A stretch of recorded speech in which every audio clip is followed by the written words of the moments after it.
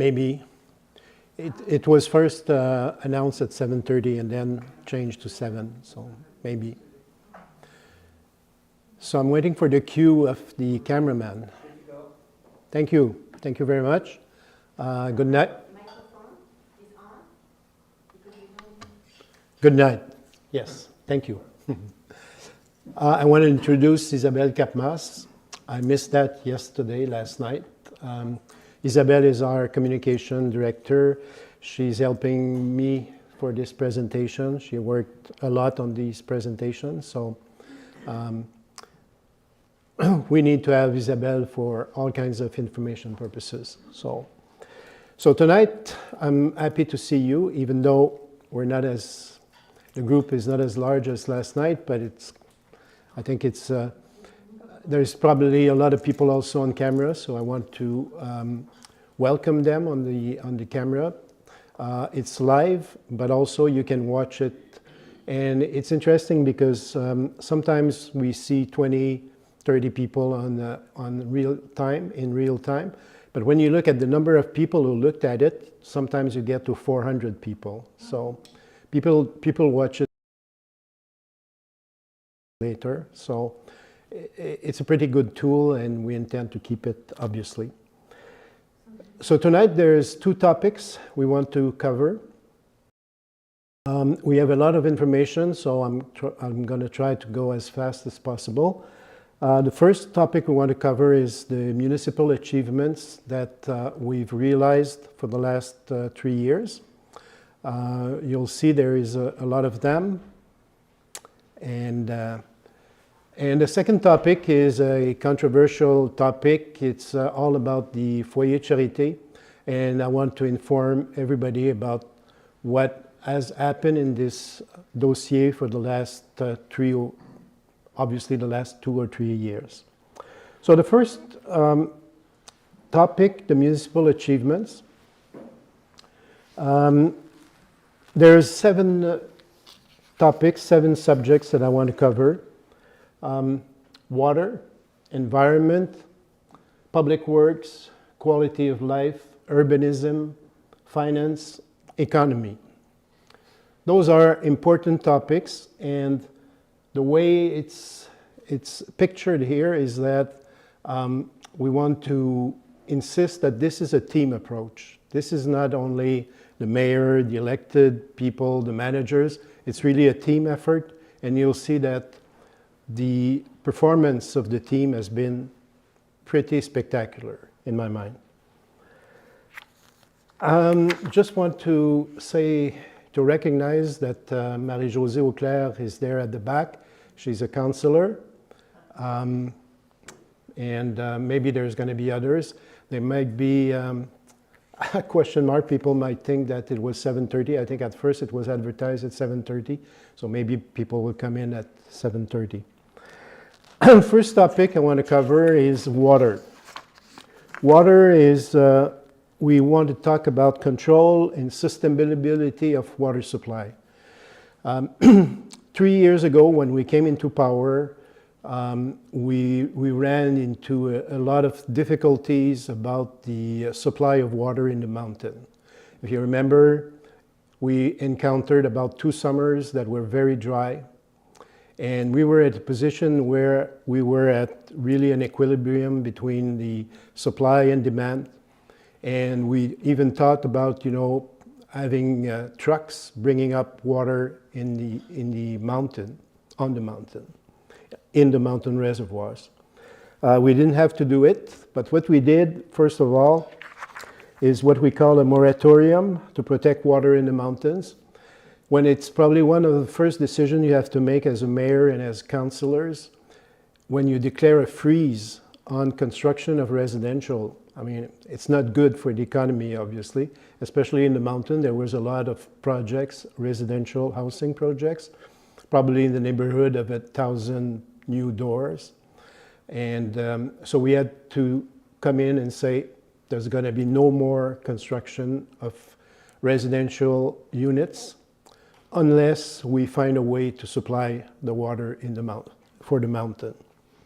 So what we did, we started to look on the shelves And, and it's not a joke. There has been studies for the last 40 years about availability of water. And there was no recommendation, specific recommendation on how to do it. They look at ways to have dams, you know, to have, to create flooding certain zones on the mountain. Nothing that was acceptable. So what we did is that we started a new study, but before starting the study, we found that there was a lot of specialists in this territory. There was a lot of physicists, a lot of engineers, a lot of geomorphologists, and we assembled them and we said, what are the terms of reference of that study? And the group put together a study frame, and we gave a contract to a company in Bromont specialized in water supply, LNA, and they found out, luckily, that we have a great water capacity in the village. The water table, la nappe phréatique, the water table is a great one. In fact, what they measured is that it's 6 times greater than what we expected, 6 times. So at first we thought there was going to be only about 150 new houses in the village because of the availability of that water table. Now we're finding out that it's greater than that. It's not only 6 times more because it's we have other availability in the Abercorn region where there's a lot of water, we think. So we found this water table to be, and what we did, as a matter of fact, we had to get water out of that because of that water supply to see how fast it can come back to its level. Because a drop of water on top of the mountain to come down in the water table in the village takes about 2 years, 2 years and a half. So it's a process, and this is why we have to protect the zones. And this is why we have to protect the zones not to be able to block the flow of water from the mountain to the village. So there's technical solutions to get the water down to the mountain, but it costs a lot of money. There's 2 options that we are still studying at this point in time. We bring a new canal up to, let's say, the Utopia on Maple. And by bringing a new canal with water, with pressure instruments, so because you have to pump the water up on the mountain, three pressure groups, this cost about $7 to $10 million. If you want to go further to the Mont Sutton and you have to put a water reservoir on top of Chemin Boulanger, it's another 10 million roughly. And this is an estimate that is based on 2022 numbers. So with inflation and all, we have a new technical financial studies that is being made right now. So you can evaluate that it costs probably in the neighborhood of $20 million and more. So $20 million, how do you finance it? That's the question mark. We would be looking for financial, but who wants to pay for that? Obviously, the government has to come in if they want to contribute. The people who live on the mountain, they have the water right now. Why would they pay more to get water that they have already? And obviously, the Mont Sutton and the promoters would have to pay for sure part of that amount. But the financial situation is in jeopardy, and we'll have to make a decision, obviously, on the decision if we want to go ahead or not. We are ongoing search for financing.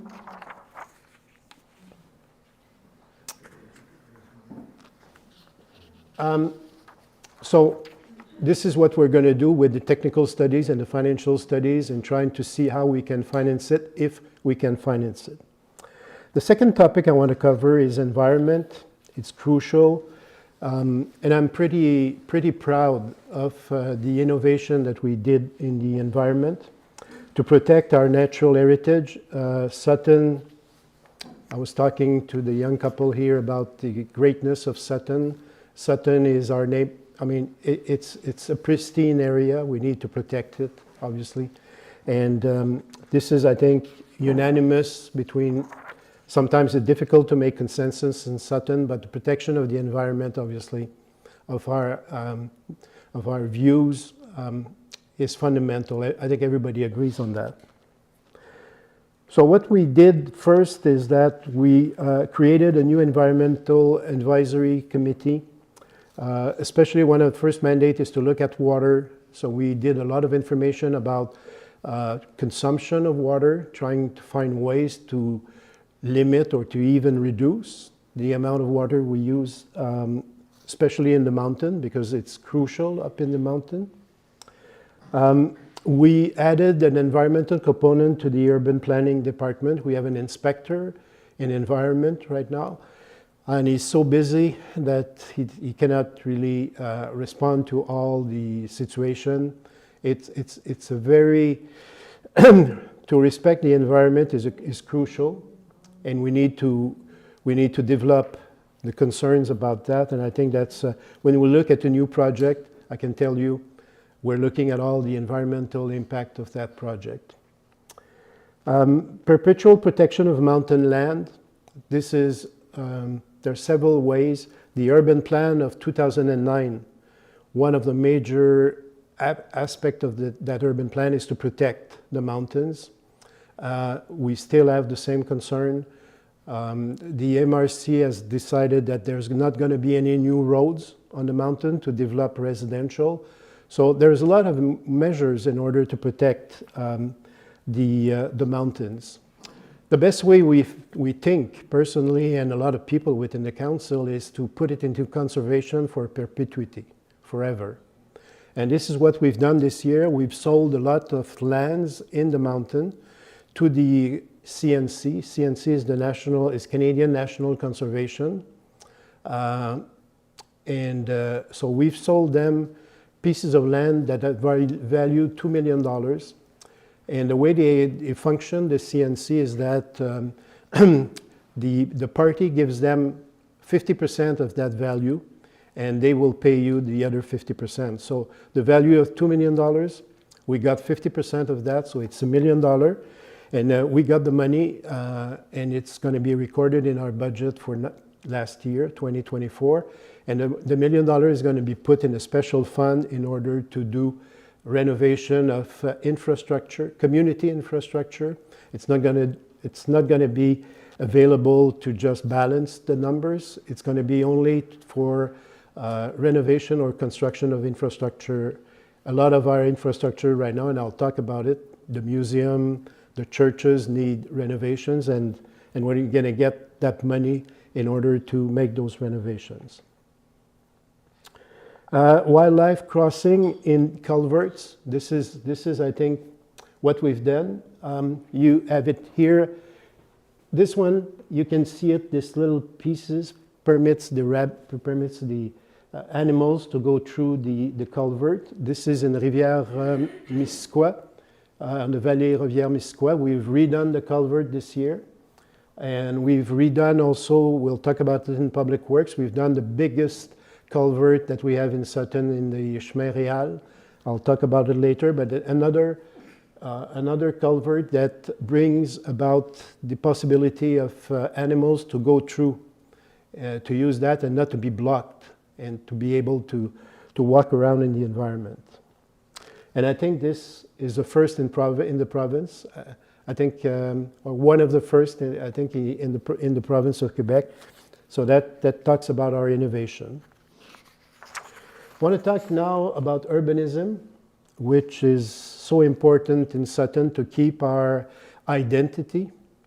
Because I think one of the criticisms that we made when we came into power was that we accepted kind of everything in Sutton here.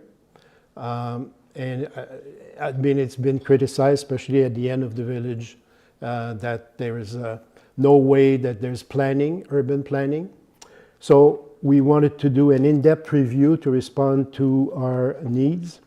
And what we did, the first regulation that we did is the supervision of constructions of 4 dwellings or more, which is called in French a PIA. The PIA in French is a plan d'intégration et d'implantation architecturale. intégration et implantation architecturale. It's the question of a site of architectural integration plan. And this is the first regulation that we adopted. And I'll give you a good example of that we did. This is the project that was first proposed on Dyer Chemin Dryer at the start of the village near the church, Saint-André. They did a 3-floor, and and those are, this is one project, but there were 4 like that, going into a row, just in the back of the church. And they could have, in terms of zoning, they could have developed that project. Now we discussed with the owners, the promoters, and we said, no, you should integrate more with the environment. So they came out with this, I think this one is on the, no, this one is, leader? The other one, we had, okay, okay.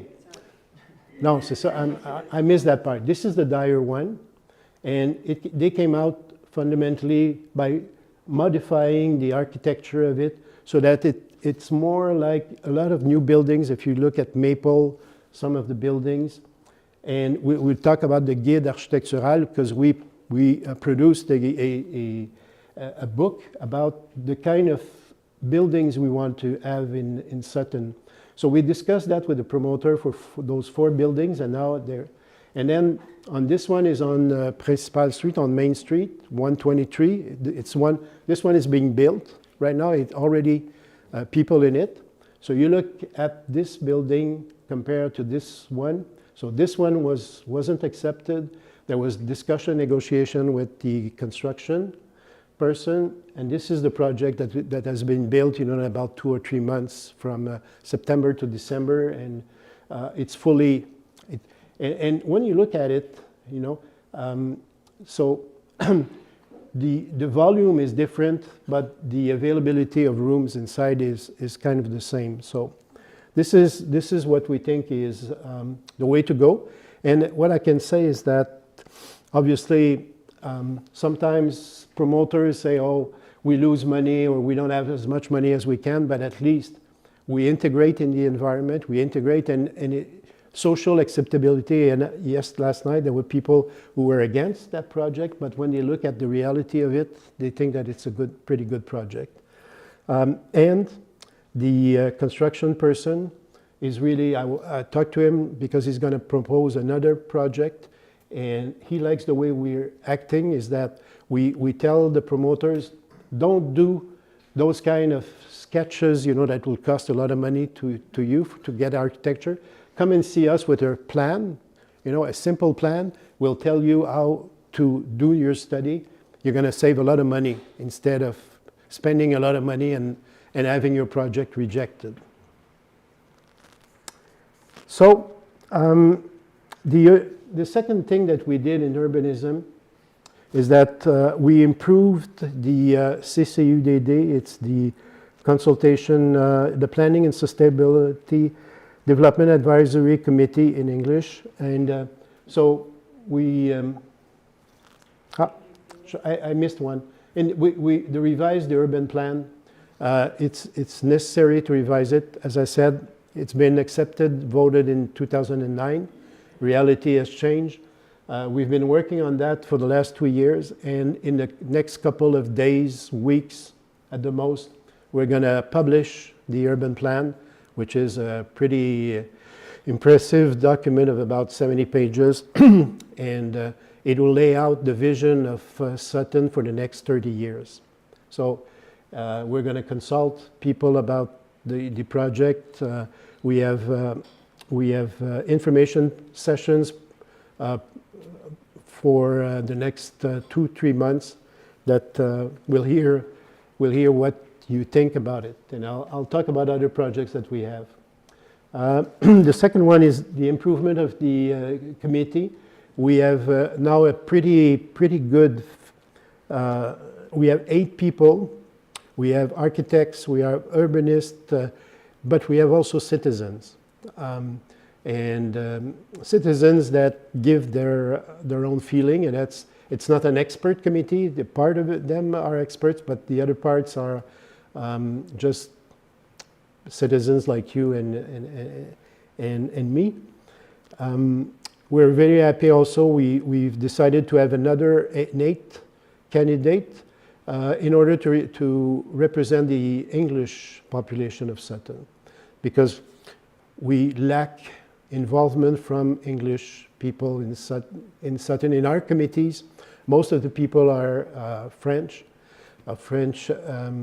language, and we want to have people more of the English community to represent and participate in our different committees.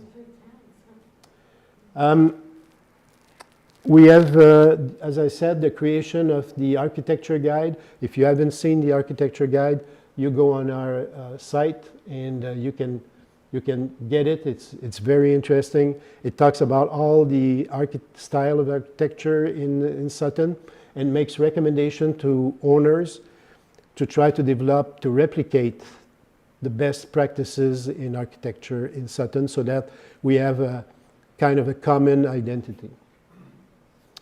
We want to preserve also the right to municipal registers and referendums. In Quebec, you know, a lot of municipalities are critical of having registers, and yes, sometimes it blocks project, and I'll talk about it. The Vieux Verger was blocked by a register, but for me, it was very important democratically to maintain registers and referendums, because in all parts of Quebec, a lot of municipalities they were able to do a public consultation policy, but it's not like a register and a referendum. The register is really have specific guidelines. Like if you, in the Vieux Verger, I think you had to have 450 people coming in and signing. A public consultation policy is just that it's like a meeting today. I hear you, we make a report, but we can do whatever we want. A referendum is kind of a vote. A register, it's a two-step process.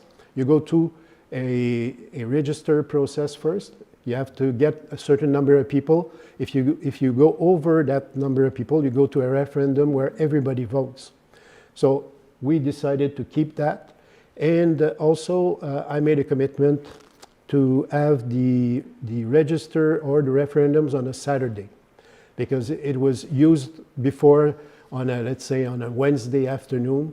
So a lot of people couldn't come in to register their name or their vote. We did also in urbanism, an important one is the preemptive right on the Rochers Bleus.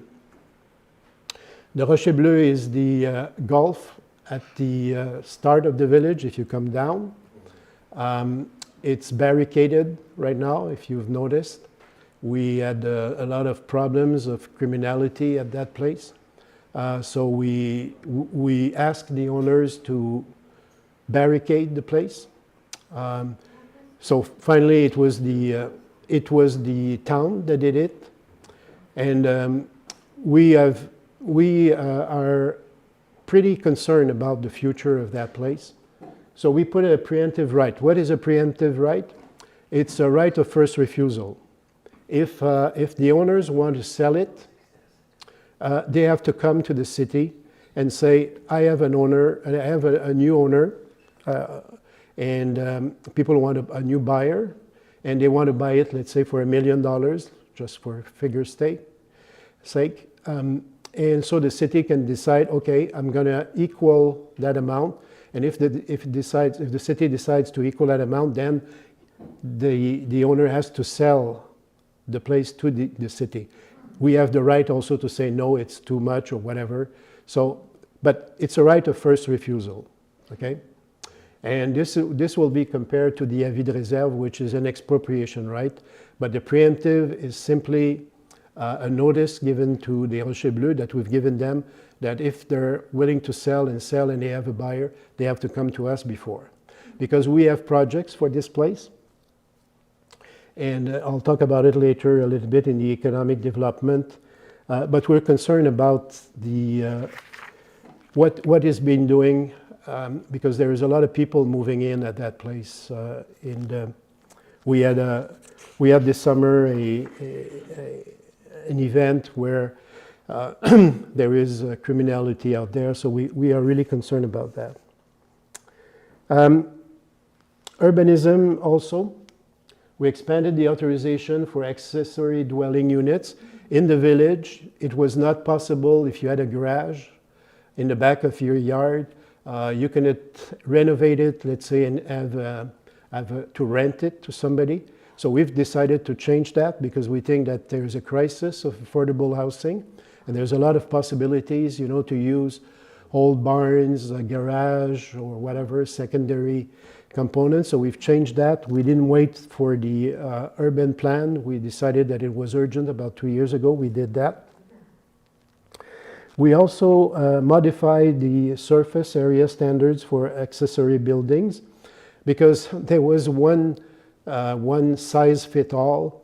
It says that if you had a little cabanon, how do you call that, Alan? Help me. A shed in the village. Obviously, in the village, you cannot have a large shed. I mean, it had to be related to the space that you have in the village, but the space was exactly the same for a land. If you had 150 acres, the size of your shed was the same at that place than the village. So we decided it doesn't make any sense. So we decided to change that and have size relative to the place that you wanted to do it. Framework for short-term rentals. As you know, in Quebec now with the Airbnb industry, the Quebec government has given the right of owners to be able to lease their house. We took that into account, and we decided it was a free-for-all, so we decided to put some framework out of that. So we've decided that only the owners of principal housing, if it was their own place of living, if on your the address that you give the government, if it's your principal address is in Sutton, then you can rent your house for Airbnb, for a location for short terms. But if it's just your secondary home in the village, you cannot do it because we wanted to preserve the availability of housing, of rentals, especially in the village. Outside of the village, we put some criterias also. We put certain numbers that they couldn't do more than 3 in certain areas, more than 1 in other areas. So we put constraints in order. We've decided that near the ski area, we give them more easy access to short-term renting because it's really linked to the economic industry of Sutton, which is ski.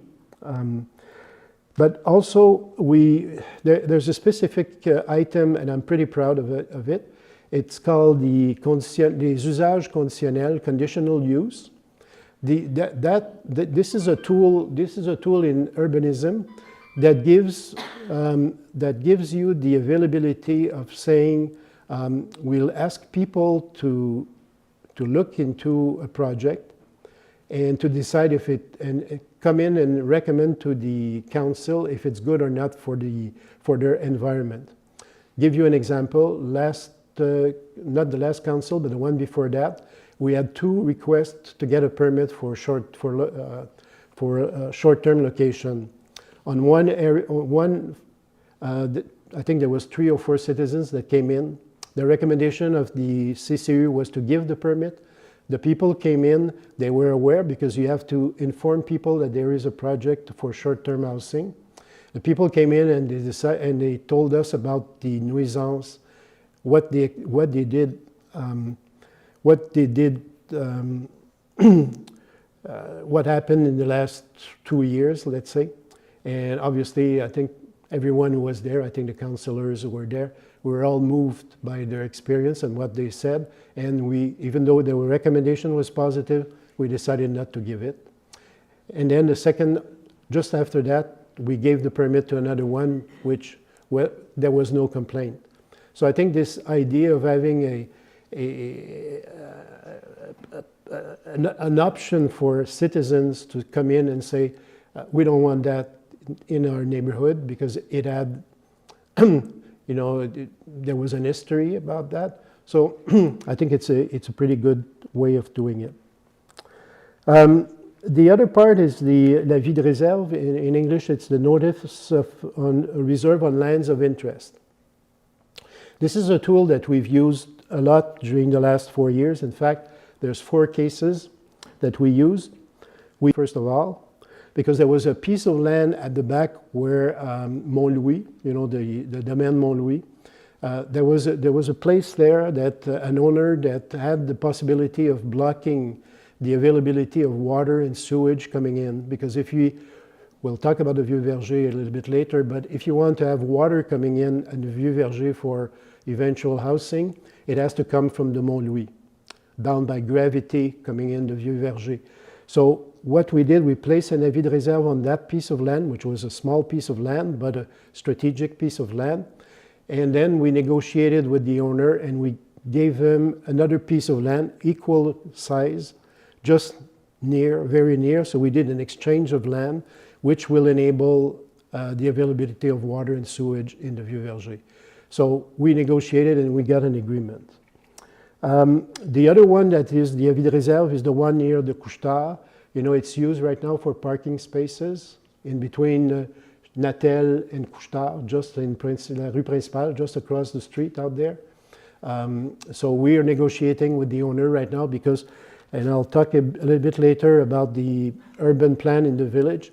We want to use that as an access, as a possible access, and I'll talk about the project, but getting in, getting out of the parking area, we want to reorganize that area from John Street to the Bureau de Poste, to the post office. The third one is we have an avis de réserve on a small piece of land on Cemetery Street. There is a little industry out there that does liquor, and we want to have a small piece of land in order, because we have a project eventually to build a bridge over the river, because it gets to a beautiful piece of land near the river here, where the garage, the garage is. And in the back of that, there's a huge piece of land across the river. So we want to eventually have a bridge that will enable the young students from Mountain to get over the river and not use, by biking or whatever, not use la rue Principale in order to get there. The fourth one is the Foyer de Charité. We'll talk about it. We put an avis de réserve on the Foyer de Charité, and I'll talk about it in the second presentation. So urbanism, there's a lot to talk about the urbanism. What we did is a thing that we're pretty proud, because this is a project that was hanging somewhere in the air for about 12 years. It took 12 years to build that project. It's the project on the Rue Principale. There's 18 housing units, affordable housing units. It's probably the last housing unit being financed by Accès Logis, Quebec government. The former councils have given them the land, given them a 25-year break for not paying municipal taxes. But in the end, there was lacking $200,000, and we decided, the council, to put in the $200,000 so that we could complete the financing, because otherwise the government would have said no to the project. Those are 18 apartments. Those are apartments 4.5, 5.5 for young families, because you had to have a kid in order to have your name in the co-op, because it's a co-op now. You have this, they have changed the name to Les Voisins, la Coopérative des Voisins de Sutton. So the cost of those rentals is between $700 and $900. $900 for a 5.5 is really cheap compared to the market, where, as you know, it's probably in the $1,500 right now in Knowlton and Sutton. We also have a community trust project on Western Street. This is a piece of land near the Villa des Monts, where there is a parking space. Not a lot of people use it, but there are also the compost place is there.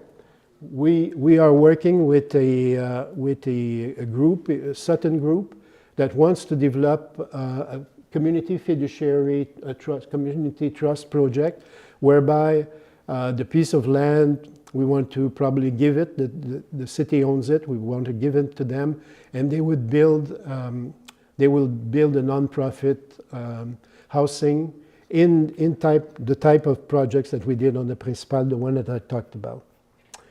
The other project that I'm pretty proud of it also is, it's not our project, it's a project by a group called L'Ensemble.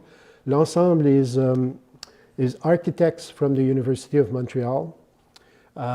Their idea is to work and design architectural housing projects that would be affordable. And they got we didn't put a single penny in that project. It was financed by the Ministry of Innovation at the Government of Quebec. They paid L'Ensemble to make a study about how we can develop low-density housing in small villages all across Quebec. This group studied Brome-Missisquoi, and then they said, oh, Sutton, I think we want to work in Sutton. So they came to see us. We with them identified 9 sites. The Filtex one, the curling site, at the back of the Grace Church, at the back of Saint André Church, 9 areas where they could identify ways and to get those affordable houses. And they've presented us, they've been working at it for the last year almost, and they presented to us last Christmas, and we presented to owners of the pieces of land, and everybody was amazed by the projects. And you will be able to see it, all the population will be able to see it in March. I think it's March 15th? March 8th? April 5. Okay, until April 5th at the École d'Art. At l'École d'Art, they will have, how do you say that, a maquette? A model. A model. My translator is in the back. Alan, I wanted to introduce him also. Alan Pavilanis came in a little bit later. So he's my translator when I think in French, which I shouldn't do. So at l'École d'Art, you will be able to see the models of those 9 sites. It's really pretty interesting. And it's not project that may be built, but it's projects that promoters could take the idea and then do the construction. At the end of it, there will be a kind of an election, a selection of the 3 best sites, and people will be able to vote. And because the idea is to get social acceptability of those projects. Which of these projects are acceptable? Support for the Vieux Verger. As I said, the register overturned. We had a commitment with the owners that if the register got sufficient numbers, we wouldn't go to a referendum. They decided to develop their own project. They've been doing it for the last 2 years. And right now, they're almost to the point where they will present their version of the project. So the project is still going on right now. It's not dead. It's coming back, and it's coming back soon. Another project that did a lot of press, even in the national press, on Devoir, had the first page on this project and other projects about mobile homes last 2 weeks ago, I think, a Saturday of 2 weeks ago. It's the Grenier project. The Grenier project is the small golf, you know, the par 3 golf on the Grenier Street. You may know that there is 30 people, 30 families living there in mobile homes. And they're not the owners of the land. They're owners of their mobile homes, but they're not the owners of the land. In a lot of places, because those places are strategic in certain cities, The owners just say, oh, goodbye, your lease is ended, you have to go, you have to move. And some of those people eventually, I mean, get, because it's kind of affordable houses, they cannot find affordable houses like that in the cities, so it creates a lot of social problems. We made it very clear to the owner, even though he has a nice project of having mini houses, but we said to him, we're not going to get to the final 20 steps to get them built, because it's complicated. You need to go to the CPTAQ, the Commission of Agriculture. You have to go to the modifications of zoning, modification at the MRC level. There's 20 steps in order to make that project happen. But we said you wouldn't get, aspect zero of it is to make a commitment, make an agreement with the 30 families out there. If you don't make an agreement with them, no way we're going to get to step 1 to 20. We've been very clear about it, and we think that we don't want to have any responsibility for, those people have been living there, by the way, for about 30 years, roughly. Public Works. We're pretty proud of what we achieved in the Public Works the last 3 years, especially last year, because in Public Works you have to do a lot of studies before you do construction, and before getting into large-scale projects being carried out with ongoing operations. And I want to stress, and I want to say that last night there was a lot of citizens came in to me saying, oh, your guys are doing an incredible job just by removing the snow. Those people were working for the last 4 or 5 days at 4 a.m. in the morning getting the snow removal.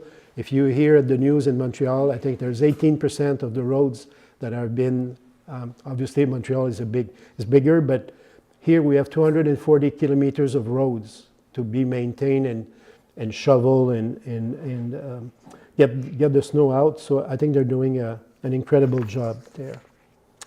We're pretty proud of what we did this year on Western Street North.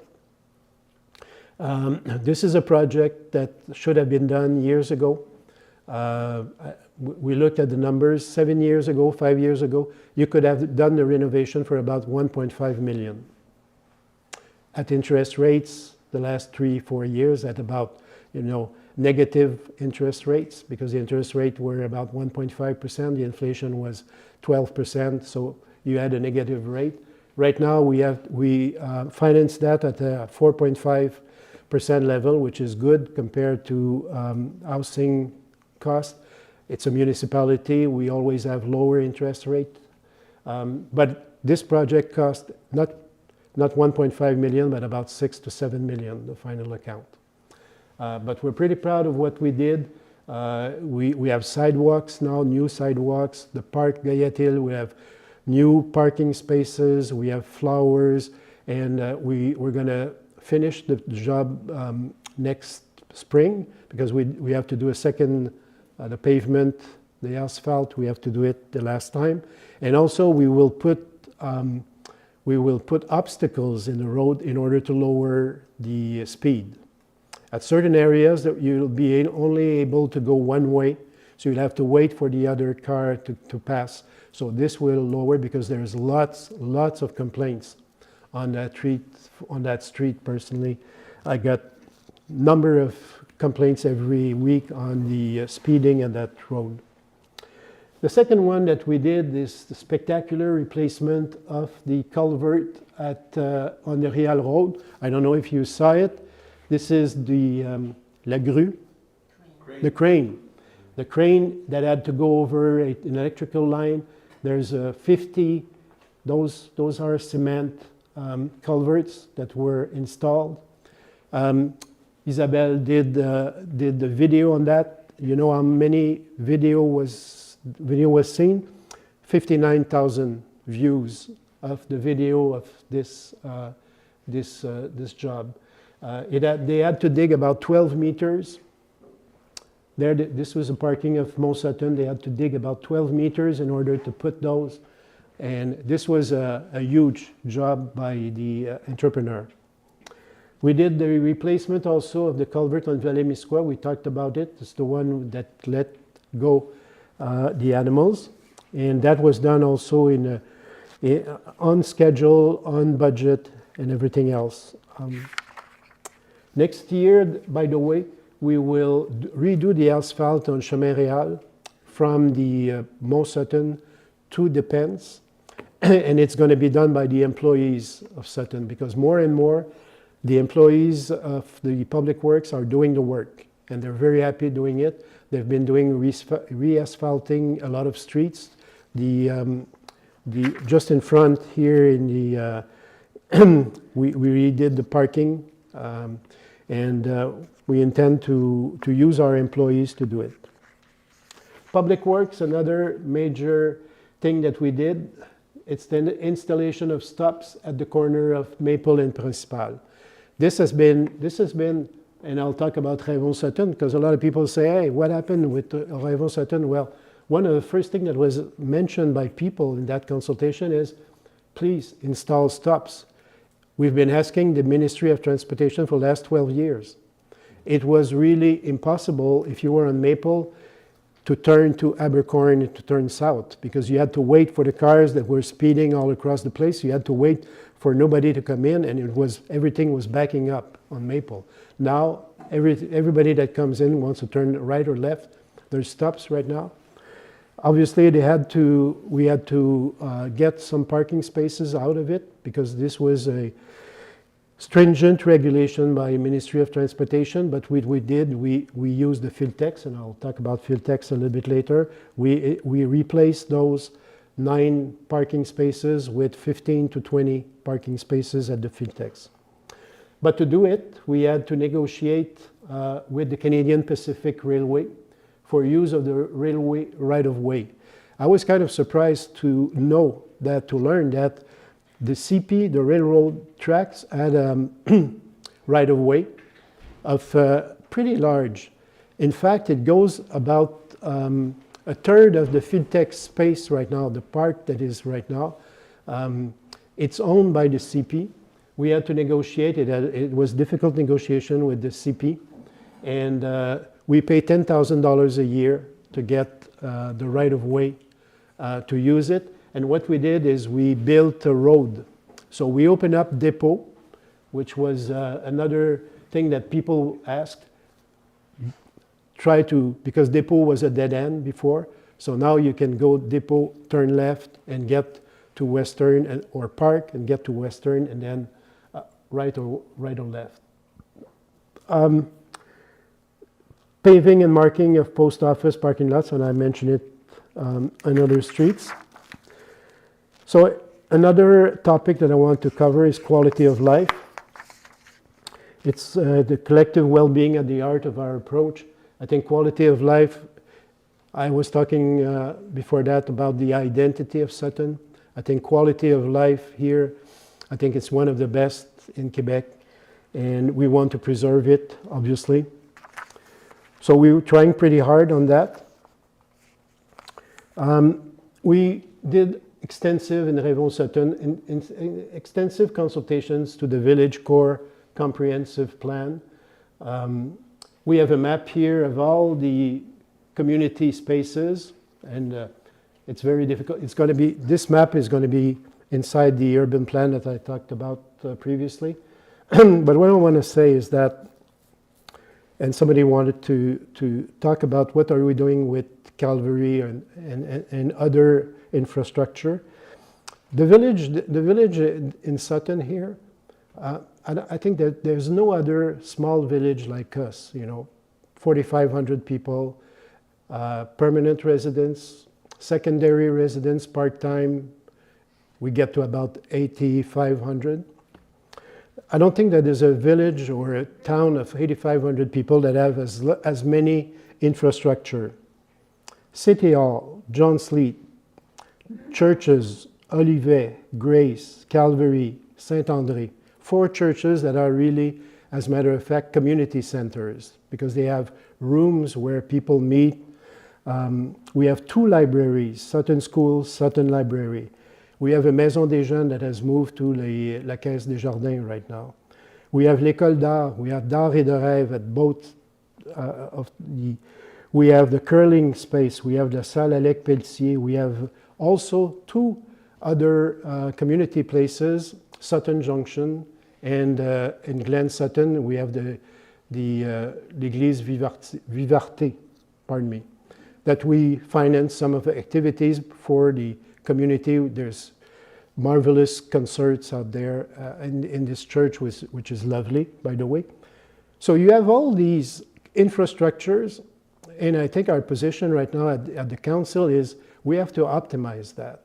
We have to optimize that before building, renovating a big community centers. I understand that people are asking, you know, oh, we should have a huge community center. Most of the people at the community says it's John Sleet. But before making that kind of commitment, we have to look at optimizing all the infrastructure that we have. And I miss the museum also, and I miss the Legion. So there's lots of places, and we need to understand that. And I'll talk financially about our budget later. We have a budget of $16 million. It's compared to Knowlton at 22 million. There's 6 million more. Knowlton, almost the same profile as us. Baie Saint Paul, which we can talk about also, 8,500 people. They have a budget of 25 million. We have a budget of $16 million. We have investments to make. We have infrastructures, as I talked about the Western. The Western is $6 to $7 million. We will redo Western South. We have to redo canalizations. We have to do sewage. I mean, there's probably $30 to $50 million in the midterm to invest in Sutton. Where do you put your money? And I think that's the question. But bottom line, what I can say, and we'll say it in the urban plan, is that we need to preserve John Sleet one way or the other, because it's part of our identity, and we have to find ways to protect that.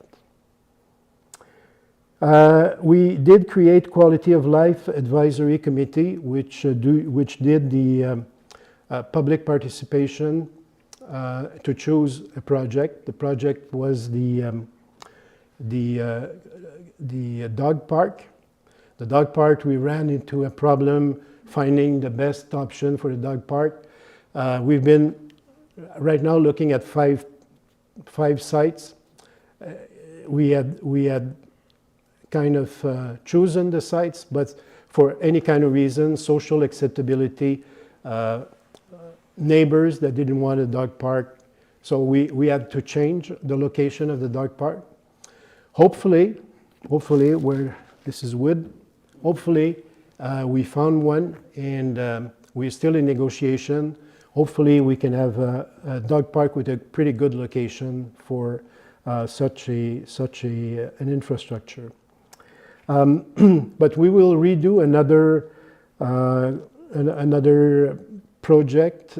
We will announce it in the springtime, I think, Linda, which I want to recognize also. Linda Graham is a councillor of Sutton. And we have an amazing group that also did the Parc Gagné. You did the planification, the planning, I should say, of the Gagné Park, and together with the young students and young people that were consulted on what kind of infrastructure do they want in the park. So I think it's quite interesting, and they had a process to design how to vote to get people, because in this project, it's not the city that decides the project that is being selected. It's the people, it's the vote of the people that decide. So we want to recognize also volunteer work. Without volunteer work, we would never be the village that we are right now.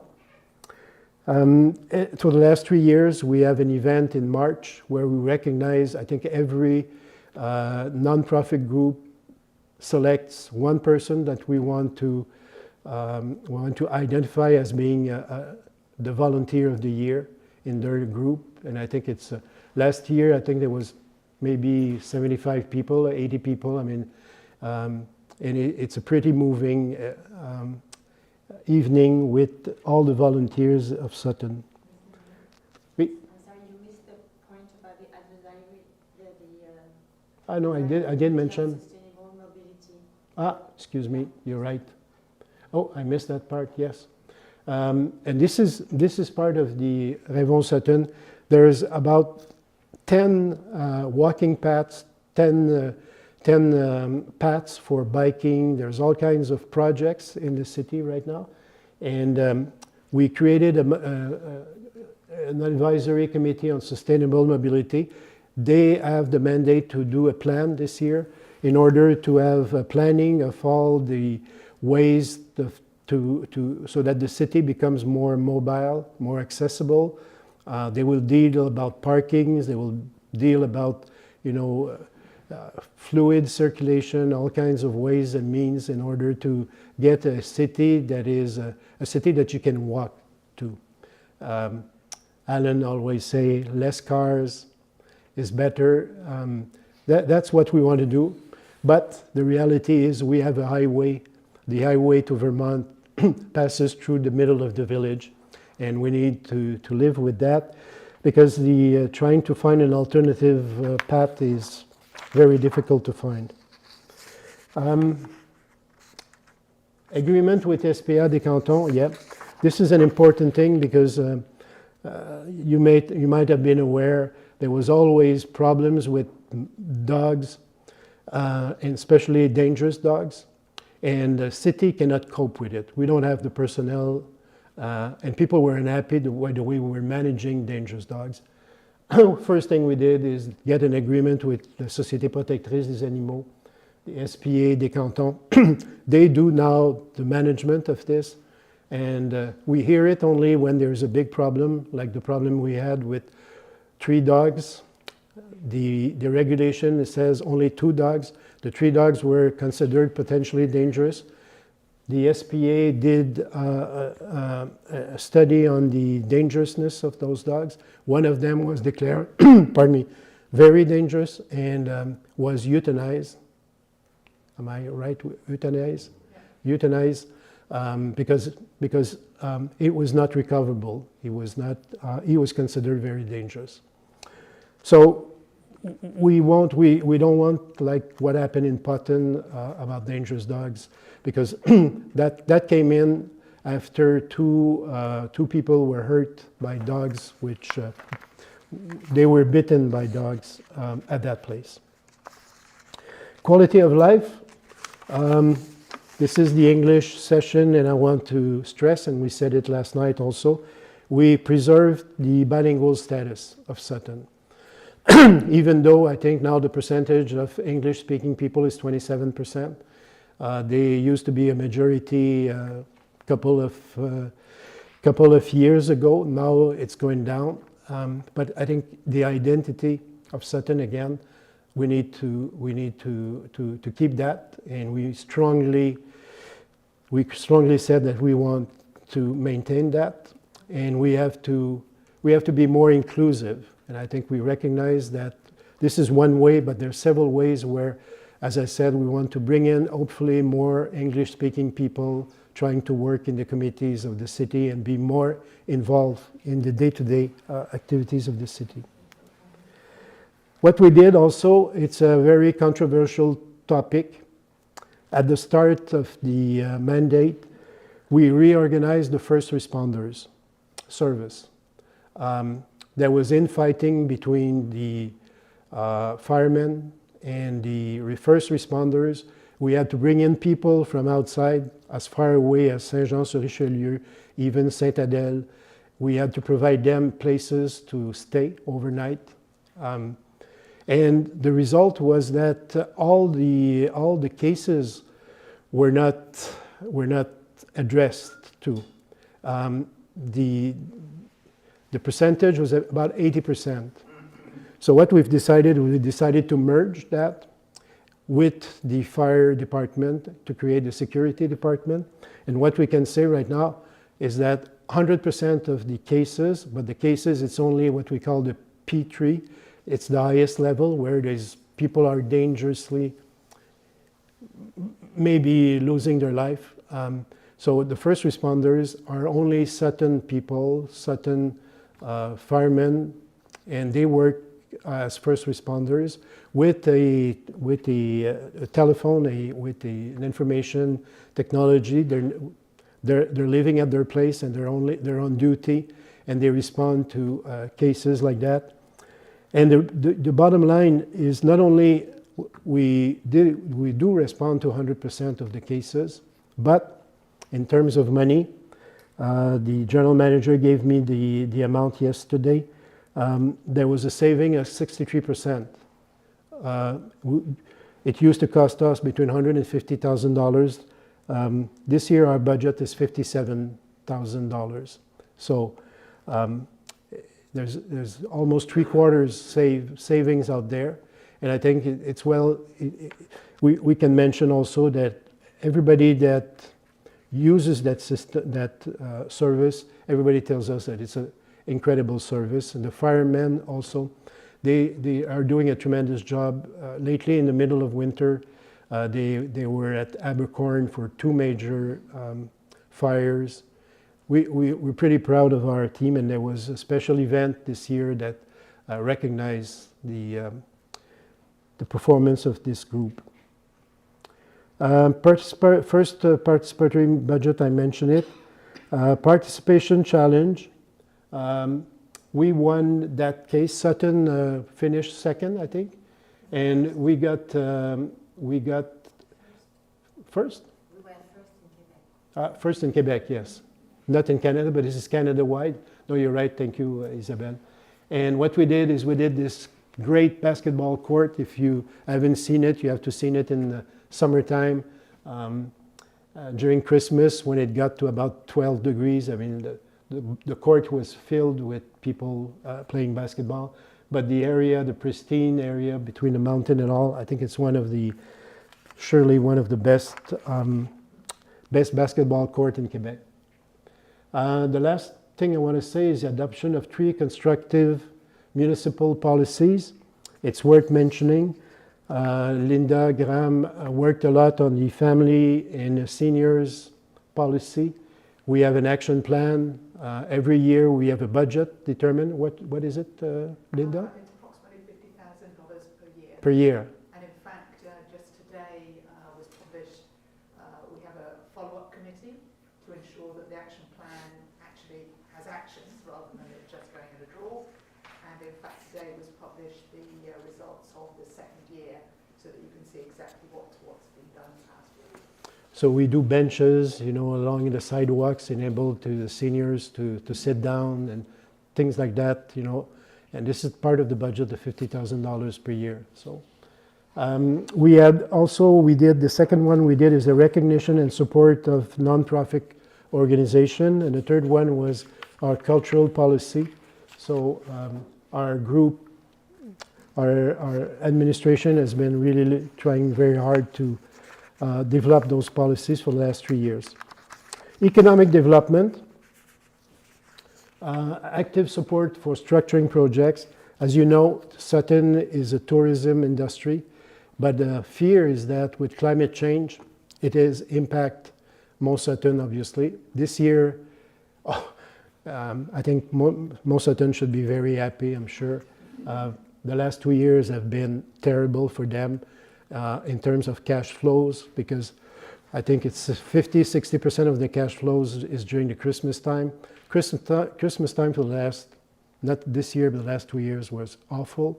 Not only in terms of temperature, lack of snow, but electrical problems that we'll talk about. So the first thing that we need to do was, and we stressed a lot about internet coverage. Sutton was the last village to be connected to the grid. People were not able really to work on, and it was not available to all. So IHR would do the internet coverage, but we stressed they were late in getting it done. But at least it's done right now. So it's an area of concern for us at the MRC level, because there's a lot of problems with the system. It's not a big operator, it's a non-profit group, and it's an area in telecommunications, obviously, that you need to make big investments, and you have to have deep pockets in order to to make it in that business. The second thing, obviously, that I want to mention, I'll spend a little bit of time on that. We did, it was non-sustainable, what happened in Sutton for the last 3 years. Christmas time, 3 years ago, there was a big outage for about 3 to 5 days.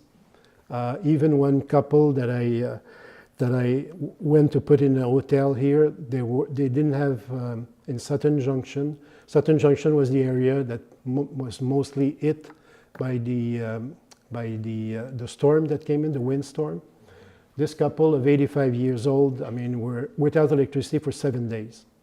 It was just awful for them, and we stressed the council. We made a resolution with about 12 recommendations, and we informed the people on these activities. Hydro-Québec did a great job cutting trees, cutting branches, putting new devices to isolate the village from the mountain, because what happened is if you lose a tree or a branch and it cuts a line in the mountain, in the most certain area, at the top, even at the top of the mountain, well, that created an outage in the village. Now they put a big device near the Chemin Boulanger so that it can cut back. If there's a problem on the mountain, automatically it will cut back and it will save electricity. And if you've noticed the last winter here, there's not been a lot of outages. The one that has affected a little bit of the village is with the big fire in Abercorn.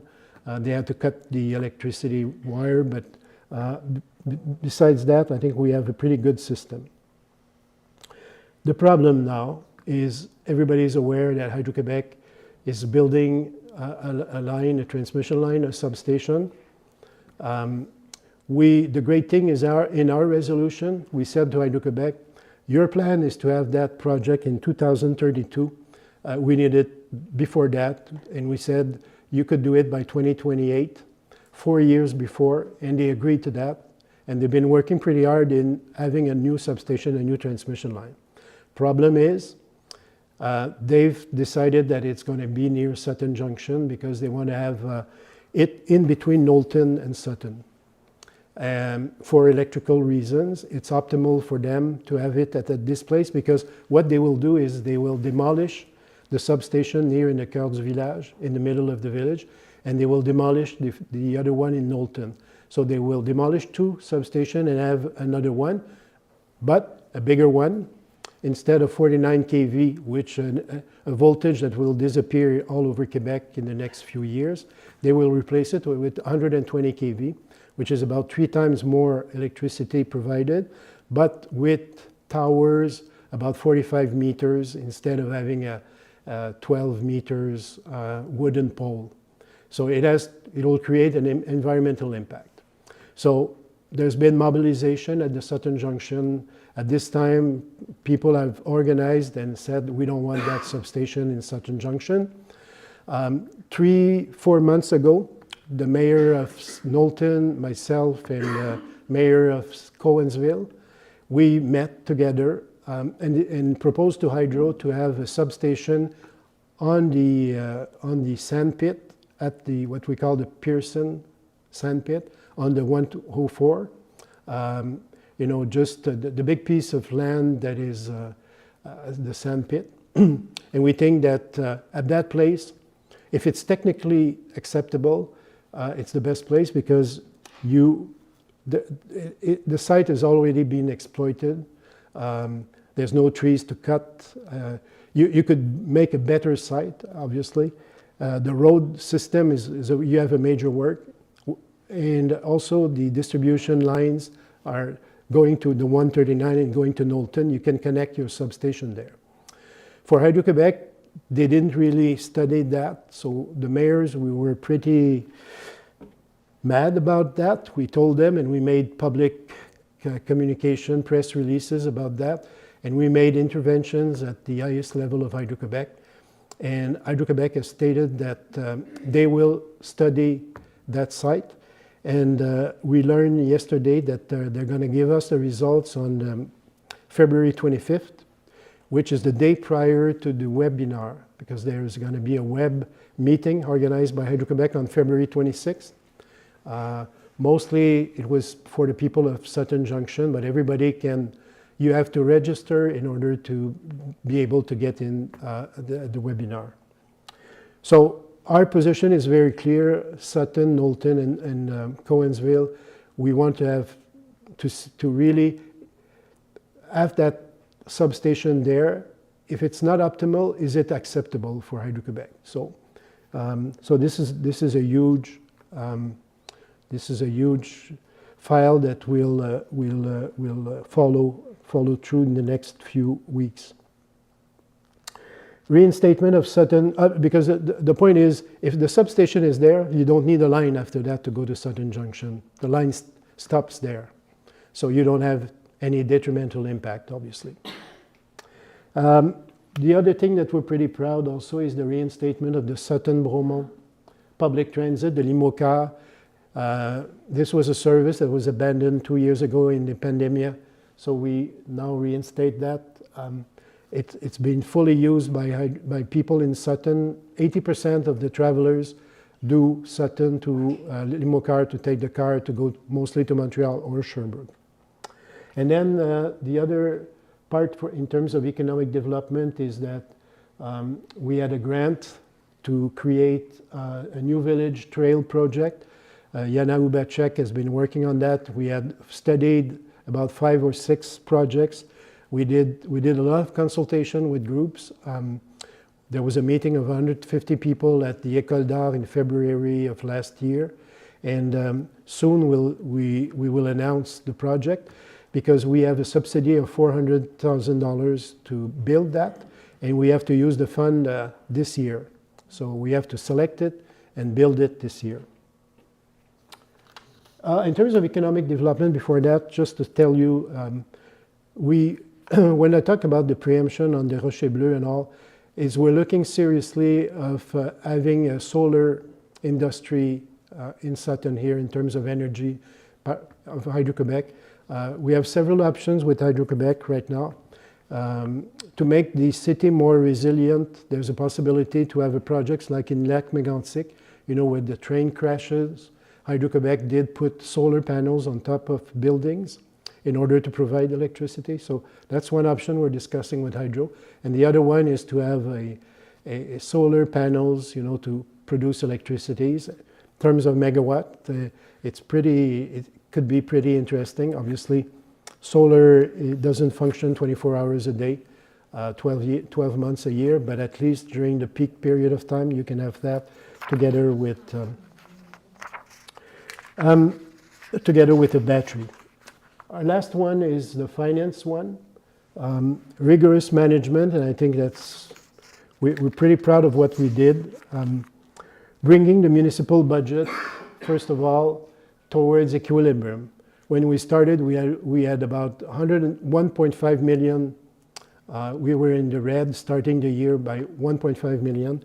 We've reduced that to about 250 last year. And we expected this year to have the perfect equilibrium between revenues and expenses.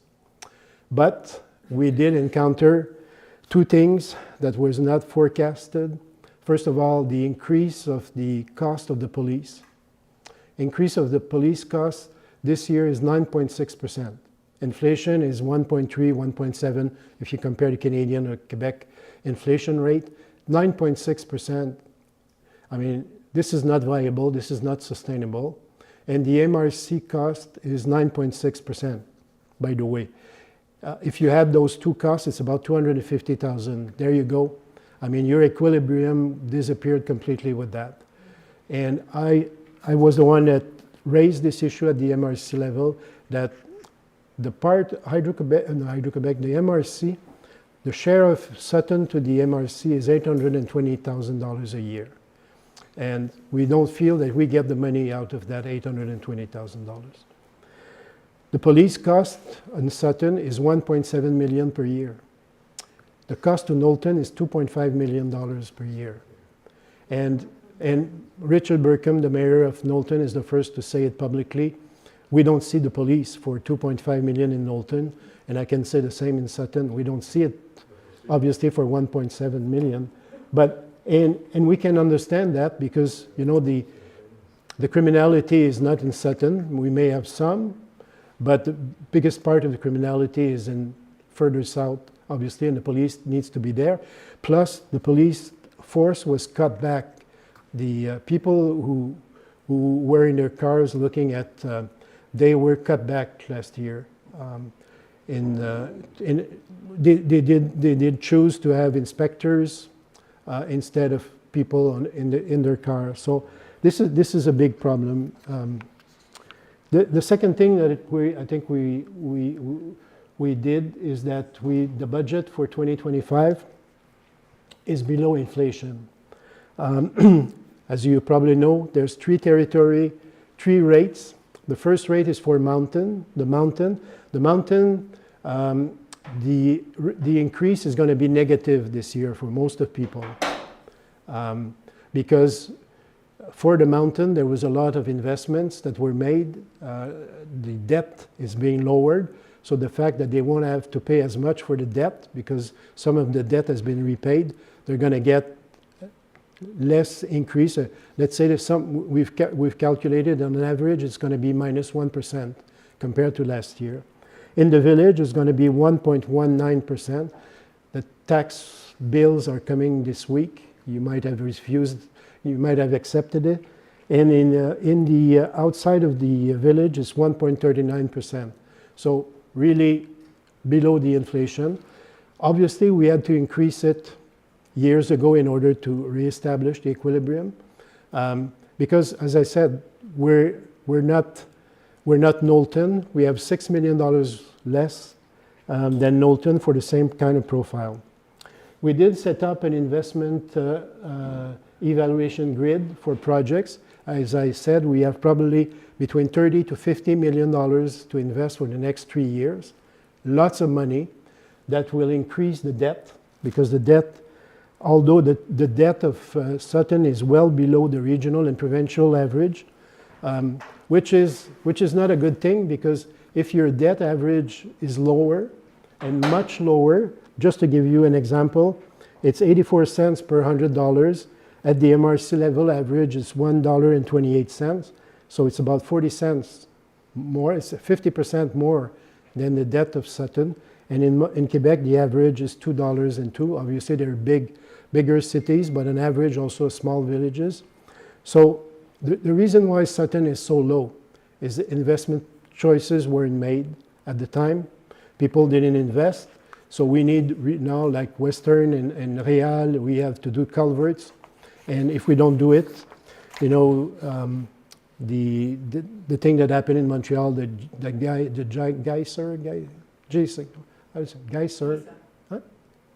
geyser, yeah. You know, when water doesn't flow, it tends to explode. Finally, two things that I want to mention. 1 million reserve fund for our community infrastructure, which will help our reserves right now. And my conclusion is that we have a very high productivity of administration.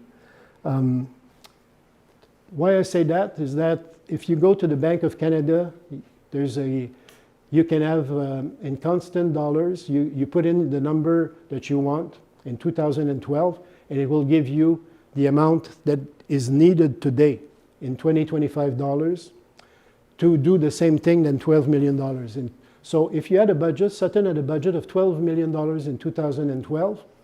In 2025, just by putting that number in this formula, you get a budget. It would cost you $16,036,454 to do the same kind, to spend the same, to buy the same products.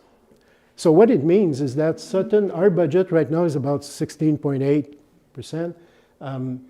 So what we're doing right now is we're doing exactly, we have the same dollars of budget for 2025, but we have, look at the list of programs that we did with that budget. So for me, it's an indicator that there's a lot of productivity in this organization.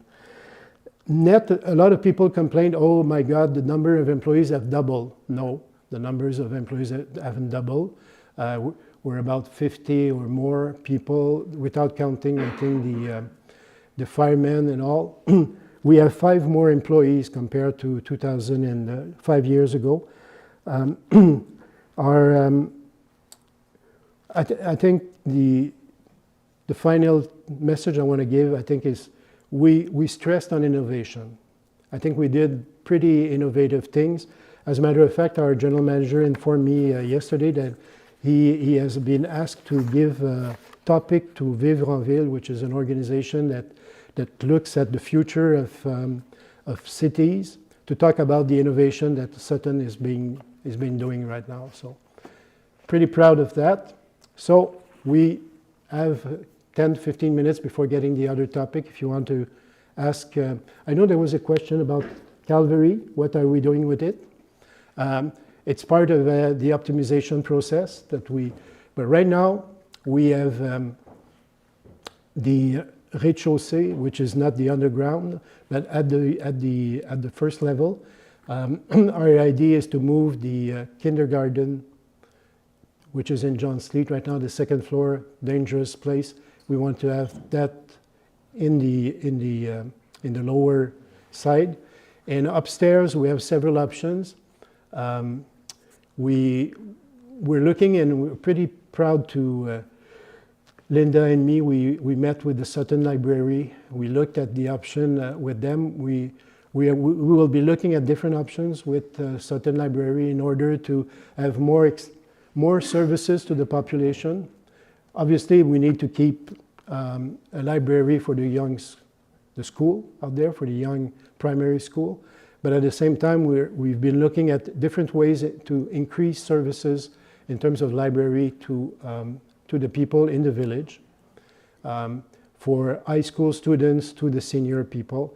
And one of the different areas that we'll be looking is this place. But we will look into other places, because there's probably 4 or 5 other places that can be.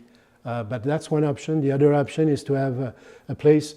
All the meeting rooms that is being used in City Hall, there's not enough right now, so we can have more access to that, and so that's going to be discussed in the next weeks right now.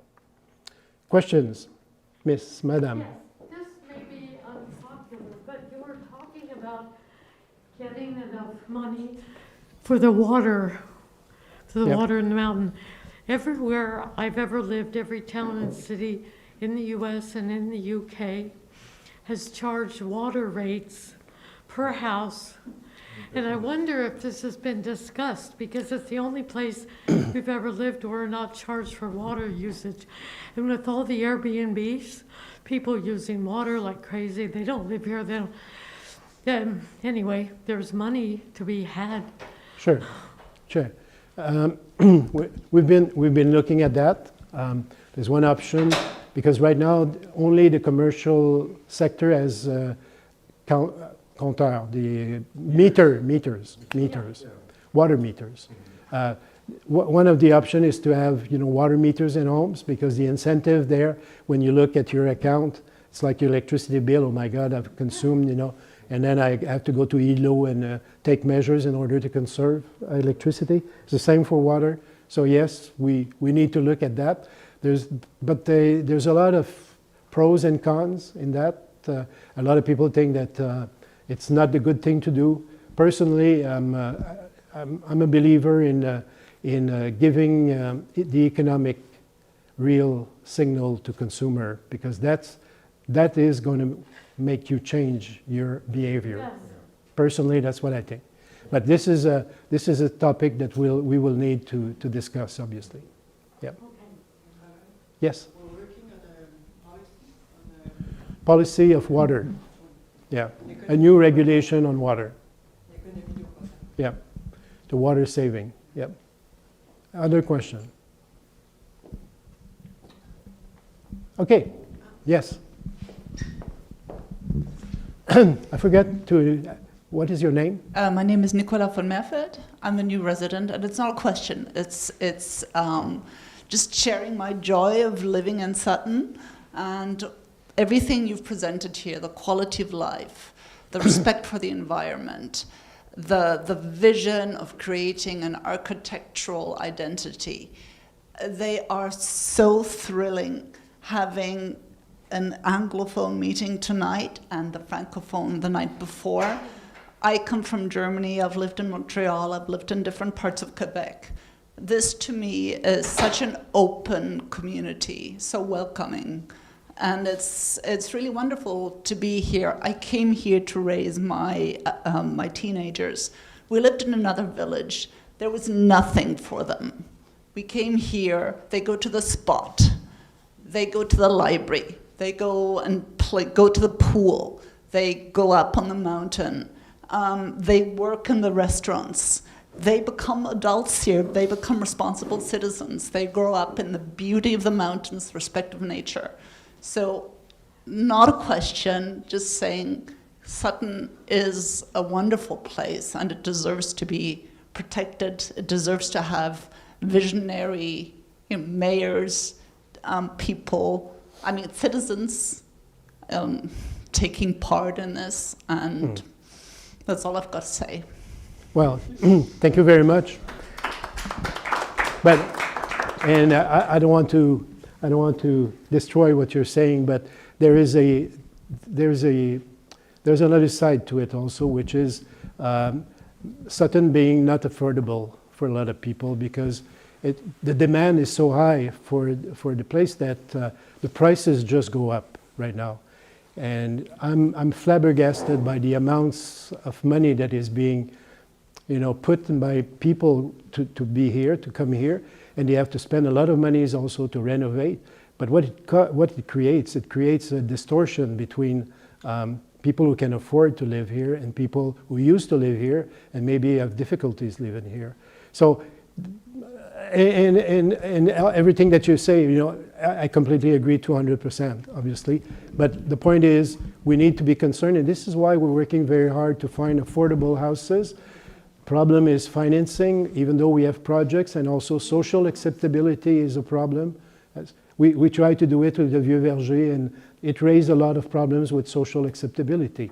So, yes, you're right, absolutely, but the counterpart is the one that I'm mentioning, which is a danger. Can I just follow up on Sure, that? I was sure. in here watching the movie Le Dernier Flip. Yep. Which was presented by the Fiducie. They're the ones that we're working with on the Western project. Exactly, and they said we should go and see you and all the municipal people and tell them that the town of Sutton should adopt a policy like Laval, like Longueuil. The mayor of Montreal is thinking about it, to have a land trust of 20% of all the land here for affordable housing. This is what Bernie Sanders did in Vermont. This is why living is still affordable there. This is what happened in Peel Street near McGill. So that, to me, being so happy to be able to afford to live here, I would love to have that vision and share what we're having here. The problem is, financing. That's the key of the problem, Well, it's not the will. Even if I have the will, the problem is to get the money to finance it, It's not easy, and it has to do. The government. We asked for a lot of money, several millions of dollars, in order to build a project on Western, and then we fell into this battle between Quebec and Ottawa on it. Finally, the money, we asked the money to the federal government, the federal gave it to Quebec, Quebec said no to us. So, you run into a bureaucratic nightmare. So, but I agree with the concept on a small scale. That's what we're trying to do, at least to prove the concept. We need to prove the concept.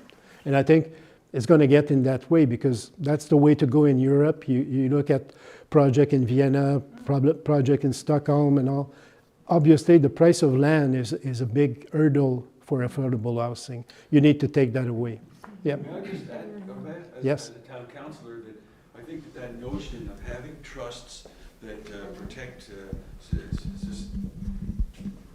having trusts a la Bernie Sanders, a la what went on in Vermont, what Robert says is correct. It's actually the technical details that are difficult for us in terms of financing. But I think that as a town council, we're extremely enthusiastic about that model being applied to Sutton. I just want you to know that it's very fertile ground, but it's not as easy as it might seem.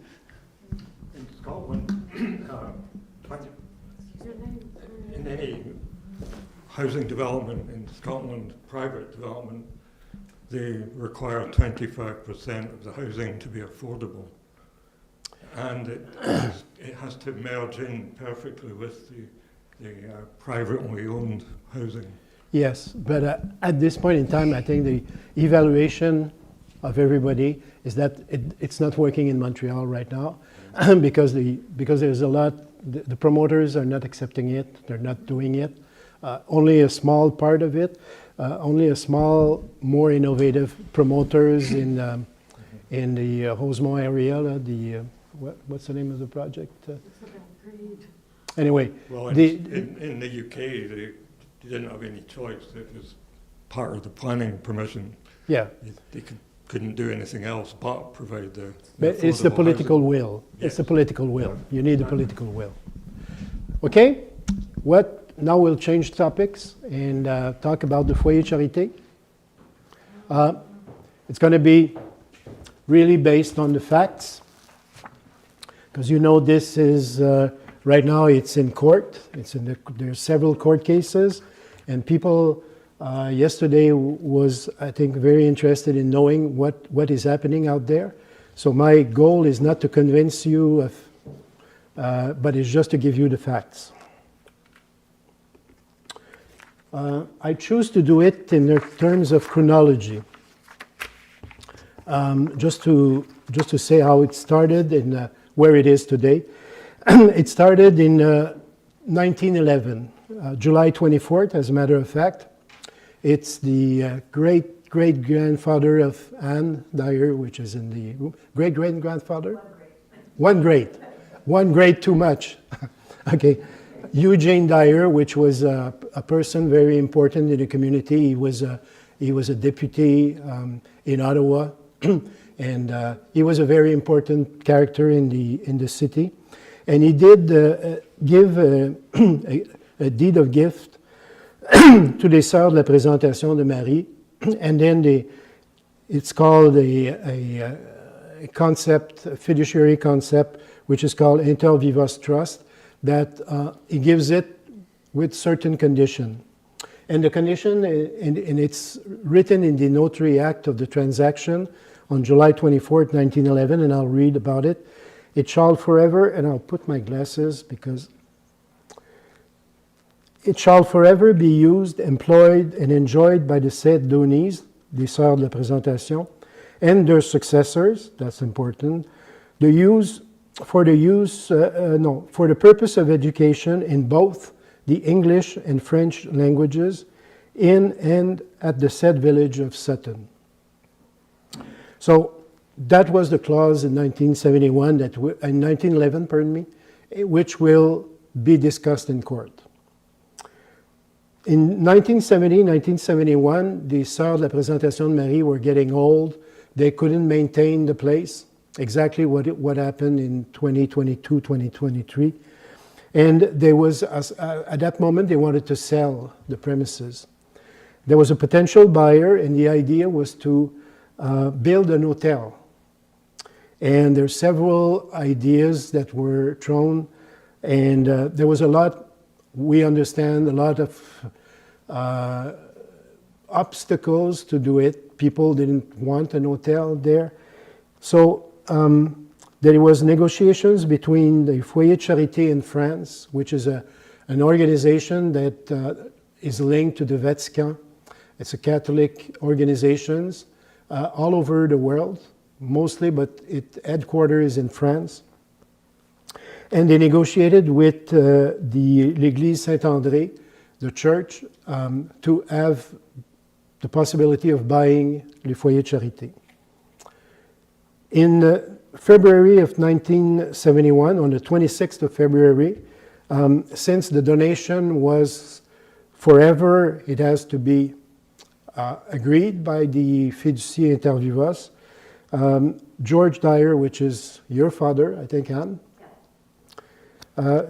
wrote in a notary act a very important clause here, that any change whatsoever concerning all the clauses and conditions mentioned in the said deed of donation of 1911, without our written and express consent, will be considered null and illegal pursuant to law. En d'autres termes, in other words, excuse me, they have to get the permission of the representatives of the fiducie.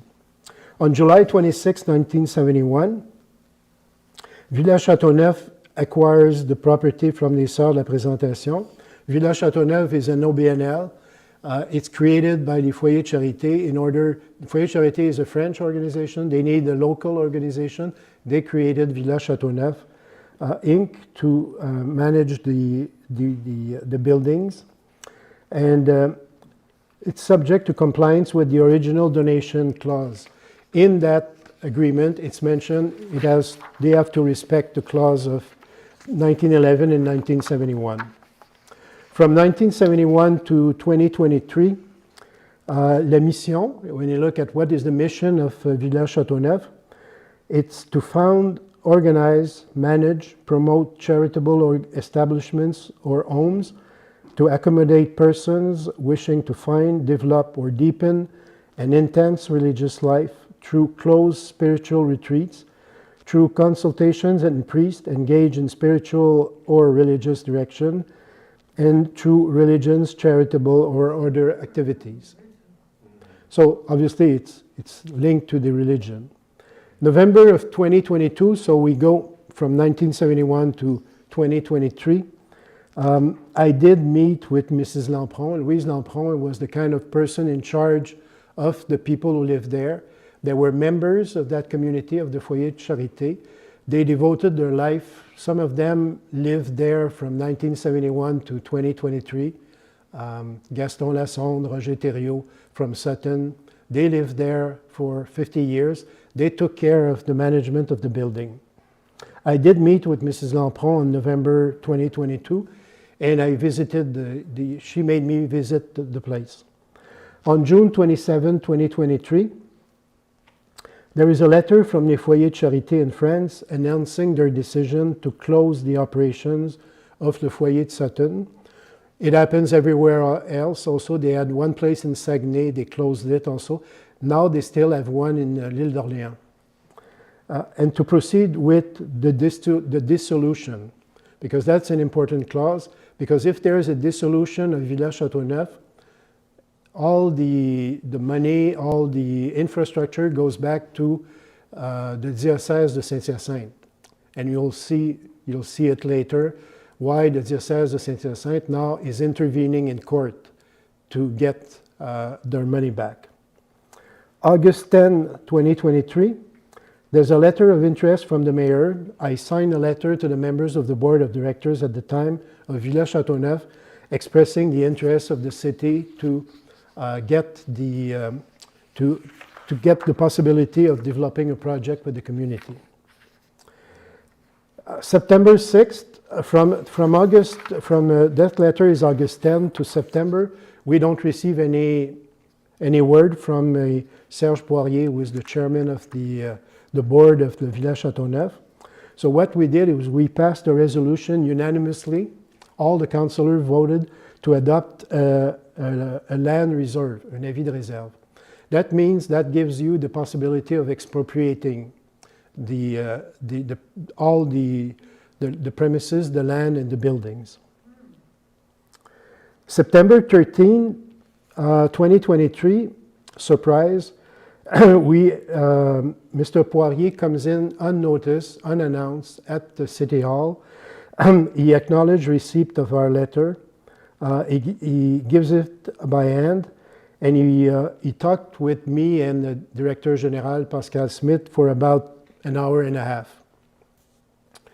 The day after, on September 14th, what happened is that Mr. Poirier sends us a letter saying, and I translate it because it's in French, further to our meeting of an hour and a quarter concerning the status of Village Châteauneuf, hereby formally declare that Village Châteauneuf is not interested in any sales, transfer, or change of any kind involving the town of Sutton.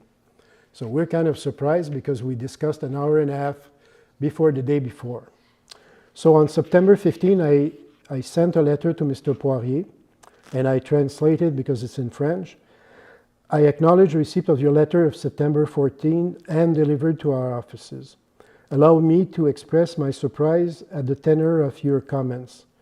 During our face-to-face meeting on September 13, 2023, with Director General Pascal Smith, you, on your own initiative, listed the benefits that the Sutton community could derive in the very short term from the current infrastructure of the Foyer Charité. In particular, you mentioned an early childhood center and the rental of premises for several community groups. You even asked us to send you a letter of interest to your personal address, the contract details of which you gave us. He gave us his personal address. Given your personal involvement in several community organizations and your position as a municipal councillor, because he was a former municipal councillor, I find it difficult to understand why you refuse to engage in an open and transparent dialogue with the town's fiduciary representatives. Sincerely, Mayor of Sutton. So we're very unhappy about that. We thought that we had established a relationship that we could grow upon. September 30th, a couple of weeks after, the people of the Foyer Charité, I think there's 6 people remaining in that place. They move to other areas and they go to special housing, which they have to pay a pretty big fee for their living. November 14th, the Foyer Charité and Friends request the dissolution of Village Châteauneuf, but it's refused by Village Châteauneuf saying no. November 15th, Louis Dandenou calls Councillor Linda Graham here. She informs the administration that the council members should visit the property. Louis Dandenou had said to Linda Graham, you could visit the property. On November 15th, there's a meeting between the mayor, myself, Pascal Smith, the Director General, and 2 representatives of Le Chaînon, which is an organization in Montreal that is very well known. Sylvie Bourbonnière and Sonia Côté, there's a virtual meeting on Teams with them. They inform us of the offer of donation because we were kind of a little bit startled by the fact that they were offered free the 28 acres, the main building, and the 7 residents for free. We were kind of surprised by that without any counterparty consideration. And the desire of those women in the Chaînon was to be accepted by the Sutton community and its representatives.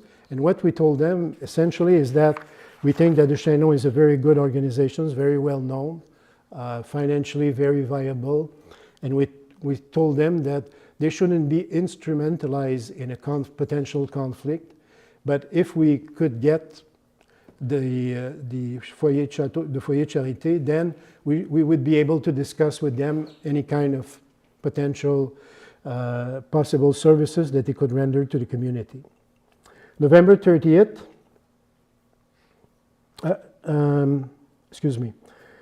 November 29th, the Foyer Charité says to the mayor and to the Village Châteauneuf that they should come to an agreement for the greater benefit of the community. I think the church wants this place to be at the service of the community. Whatever it is, at least it must help the community. November 30th, we have a meeting with 4 former mayors, Winston Brissy, Peter Stachny, Pierre Pellan, Michel Lafrance. Linda Graham was present at that meeting. we all agreed that the best outcome for this project, for the Villa Châteauneuf, was for the municipality to manage it in some kind of way. So we sent a letter to Serge Poirier, Louis Dandonneau, Roch Dandonneau, former mayors, to have a meeting. That's on November 30th. On December 1st, the day after, there's a refusal to meet with the mayors. They said no, and saying that a letter of intent to donate has been signed with Le Chaînon. On December 6th, we did produce a press release saying that we were interested in having this place for the benefit of the community. January 17, 2024, at the Municipal Council meeting, Carole Lebel announced that she had visited the villa property and met with representatives of the Chaînon. We pursued from January 23rd to 30th an exchange of emails between the Director General and Victor Marchand to organize a tour of the premises, which was refused, while several other representatives of community groups were permitted to visit the place. February 7th, there's a bylaw, there comes the idea of preemption that we mentioned before. On February 7th, the Council voted unanimously to adopt a policy on preemption, because before making any preemption on a specific property, you need to have a generic resolution on preemption, and that was voted unanimously. But then after that, just after, a couple of minutes later, we voted to have a preemptive right on the Villa Châteauneuf, and that was not approved by the majority, but not approved by all the, it was approved by the majority, but not by all councillors. May 29th, there was the avis de réserve that was approved in February, I think, of 2024. It had to be approved by the Quebec government, by the Minister of Municipal Affairs, and we did. The avis de réserve was approved by the Ministre des Affaires Municipales and the Quebec government. May 8th, Maison La Passerelle, because in the meantime, Le Chaînon, they said no to that. We don't know exactly the reasons, we don't know the date, but Le Chaînon said to Villa Châteauneuf, no, we won't pursue the activities, we won't pursue the idea of having a place there. So on May 8th, we received an application from Maison La Passerelle, which is an organization for the benefits of women. They have a place in Saint-Sophie-de-Bagotte near Saint-Hyacinthe, and so they applied for a permit.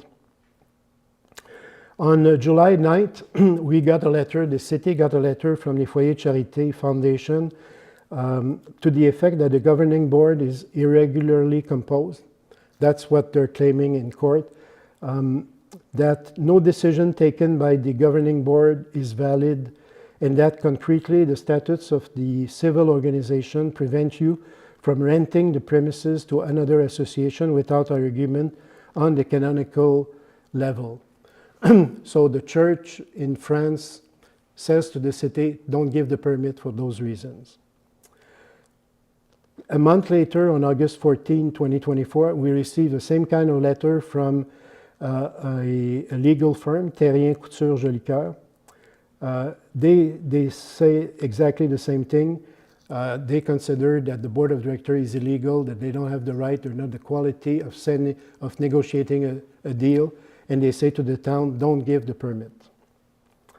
On August 15, the day after, we received a formal notice from this legal firm, from the diocese. On August 20, we received another formal judicial paper by Chabot Delorme. They act on behalf of Villa Châteauneuf to the town of Sutton, and they say you have to give Villa Châteauneuf a permit of occupation to la Maison La Passerelle. So you see, the town is not pursuing, contrary to a lot of things that is being said right now. The town is being pursued. I mean, it's other groups that are saying to us, give us the permit, don't give us the permit. On August 28, 2024, La Maison La Passerelle and Village Châteauneuf, they signed a 3-year deal with an option to renew, donate, and merge. So they signed a deal for 3 years, and so this deal could be renewed for another period of time, or they have a clause to donate all the premises to La Maison La Passerelle and to merge Village Châteauneuf with La Maison La Passerelle in that lease. You'll see in the judgment that came out, you'll see that it refers to those 3 possibilities. August 15 and 21st, the city of Sutton responds. Because when we see also that all these people don't agree with themselves, the city writes a letter saying they should work together to resolve the situation, stating that the town can accompany the parties to their efforts. August 29, 14 days later, we receive a letter by the lawyers of Village Châteauneuf saying that they refuse the allegations by the other parties and refuse the accompaniment by the city. September 10th, Diocèse de Saint-Hyacinthe issues a formal notice to Serge Poirier, Victor Marchand, Lucie Tousignan to seize all leasing of the building. So this is another legal procedure that they're doing. September 25th, they file in Superior Court an application for a mandamus judicial review and for damages. They are pursuing the city. October 3rd, 2024, the Superior Court files an application to say that the reserve that was agreed upon by the government of Quebec should be null, should be. So this is another way that there's going to be, that the city obviously will fight to keep the avis de réserve, because it's not only the city that did that, it's the Quebec government, c'est le gouvernement du Québec who has approved it.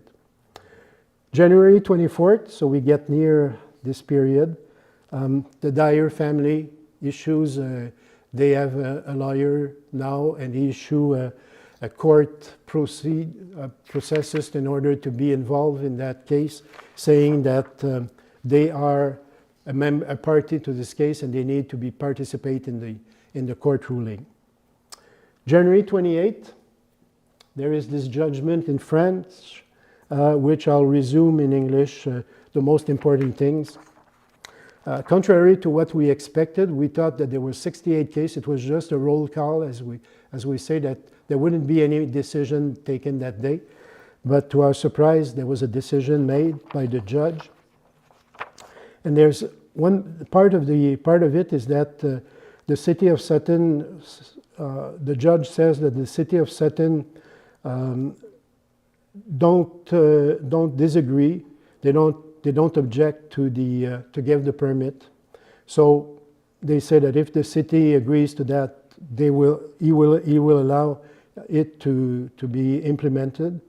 But if the judge decide during the next few months that this right to rent would be nullified, if the judge decides that these persons are not legitimate to sign a lease, then the lease will be nullified. So there's a big uncertainty over the process right now. And they said that everything that has to be decided in court in the next few days, and the fact that giving the permission to have a permit doesn't decide on the merits of the case. So the merits of the case has to be decided in court. Finally, on February 5th, I did the statement at the municipal level, which is available on YouTube. You can read about it if you agree. So, in a nutshell, this has become a judicial process. There hasn't been any talks between the municipal level and Village Châteauneuf. The people who are there right now, they don't want to have any implication by the city. They have decided that the best way to do it is their own way. The diocese is fighting it. The Dyer family is fighting it. Les Foyers de Charité in France are fighting it. And the city obviously reaffirms its interest in managing this place for the benefit of the community of Sutton. So if you have questions, I must say that last night also, Lucie Tousignan was here at the meeting, by the way, at that meeting. So if you have any questions, comments, Thank you for this work in the detail and the English. We were so in the dark, and I feel it's been very complicated and wonderfully presented. Thank you so much. I want to make only the facts, you know, not discuss if it's legal, illegal, or whatever. It's the court to decide, okay? But I want to tell you that it's not simple. You know, journalists interviews me and they give me 20 seconds to explain what I did, explain to you. No, It's no way you can explain that, obviously, okay? So there's so much disinformation about that. You know, one topic that I can address, just the kind of disinformation right now, they've been saying that there is a residential project out there, that all the machinery is waiting on Dyer Street, you know, to go and build things. It's completely false. There's never been a residential project. And even more, furthermore, I said that I'm going to propose to the councillors to put in the urban plan a resolution to make perpetual conservation of that place, you know, to keep it for a park. This is a pristine area. It should be for the benefit. It should be a park. You know, the part that is agriculture with agriculture right now should be for the benefit, and it never should be a residential area. Any other question? Yes. Thank you. So I understand it's a complex legal issue, and I don't think it's our place to talk about that. That's up to the courts. It's more general questions for Sutton. I'm intrigued. I would like to know what the interest of the town of Sutton is to acquire that place. In your first presentation, you said we have all these beautiful places, Yep. and we need to optimize the existing infrastructure. There's so much of it, and Yep. lots of it needs renovations. Yep. And we also need to see where we put our money. Yep. This is a huge building with huge grounds. There's asbestos. It's a building from the No, that's possibly. Okay. possibly. Possibly. Possibly. We don't know. No, We don't know. We don't Possibly, know. but that part of the disinformation. But let me, because I understand you might continue afterwards, but the point is, my point is, if they want to donate it, the donation for free, it's been on the air since September of 2023, right? So if they want to donate it, why don't donate it to the city? Okay? And for me, that's the point. If someone offers me 28 acres with one main building and 7 and for free, and then I have to, let's say, renovate John Street at 10, 12, 15 million, whatever, what is your choice? What would you do? My answer is obvious, okay? Secondly, when you look at the money to put into, you should visit it, because even the people who don't want it for whatever activities, everybody agreed that it's a great place. It's been maintained incredibly well. It's beautiful. The chapel, there are 4 stairs out there. It's really beautiful. It really is. It really is. And you have the people who devoted their life, and it's kind of, first of all, the sisters that maintain it for 50 years, and then these people who were almost not sisters, but almost, because they were religious people. They maintain it exactly like the Sister de Présentation de Marie. So it's beautiful. The money to put it, the $1 million that we agreed on, that I mentioned in the first place, could be put there. There's a lot of money that is available to renovate it for climate change. You could put solar panels on top of it. And the inspiration for me, if You just Google Maison Mère in Baie-Saint-Paul. I talked to the mayor out there. They bought this place. This place is 4 times, 5 times bigger than this, and they made money out of it this year, okay? Just by having economic development, having all kinds of services to the population. It's been used by the population for the benefit of the population. It's a non-profit group. Go Google that, look at what they've been doing. I'm not saying it's exactly that, because what I'm saying is the community has to group together, form a non-profit organization and decides what's going to be in. But there's so many possibilities. You know, we have talks with the ITHQ, Institut Tourisme du Québec. We can do a lot of things in this place. We can do farming. We can do agriculture. I mean, this is a huge park. So there's a way to make it a profitable organization. I'm not saying we're going to make money out of it, but at least come to not to have any financial impact. That's what they did in Baie-Saint-Paul. In Baie-Saint-Paul, just to give you an example, the cost of electricity of that building, it's $420,000 per year. So what they've done is they've built their own generating station with biomass, with wood resources, and they're almost right now being able to be self-sufficient, except for the peak load periods. Okay, so there's all kinds of possibility. The idea is, are we able in a community to design a project that would be best for the community, and then we can optimize. And if some of the buildings that I mentioned is not that we can do it somewhere else. I mean, we can sold them, we can do whatever. I mean, there's all kinds of possibilities, you know, to optimize. But I really believe that the community here has all the expertise to do it. I'm sure to make it absolutely a great project. I certainly don't doubt that. I mean, you've proven it everywhere. I also think that the town would have other places where it could, you know, you talked about des projets fédérateurs, mobilisateurs. Yeah. You don't need the foyer to have these projects. I'm just wondering if it was a place that was dilapidated, that was, you know, there was a danger that the organization wasn't living up to the mission. As I understand it, La Passerelle has the mission to educate, to re-educate. So it's a center for women suffering from addiction, and they are being re-educated there. And just But I don't want to create, you know, a discussion on that.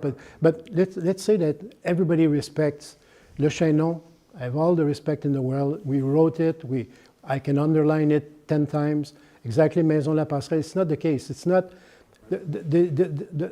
my choice as a fiduciary responsibility for the community is trying to see is it what is best for the community. And my answer is I think, you know, the project that we have is better for the community, notwithstanding the fact that it could have this kind of it should if it's not. I'm just wondering whether Sutton also has a place for charity.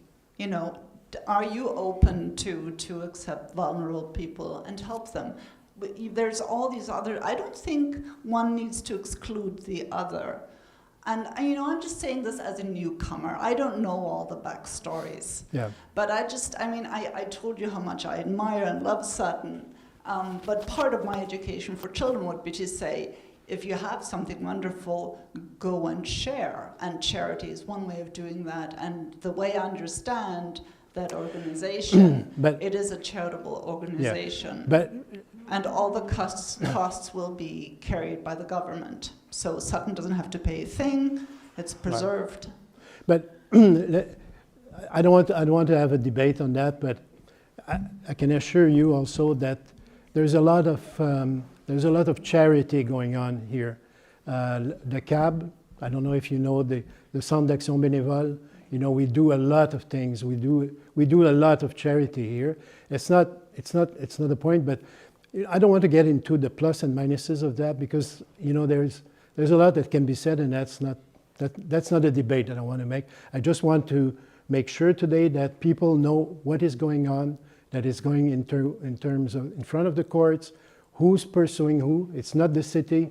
The city is defending itself right now at this point in time, okay?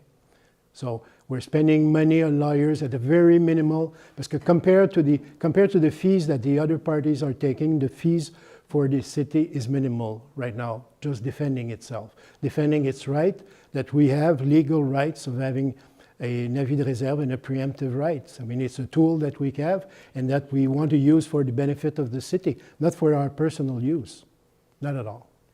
Yep, Madame.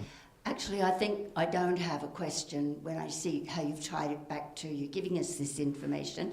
But just very briefly, you should look up the Maison Mère. It has a lot of charitable organisations with it. I'm incredibly impressed with it whenever I go there. Yeah.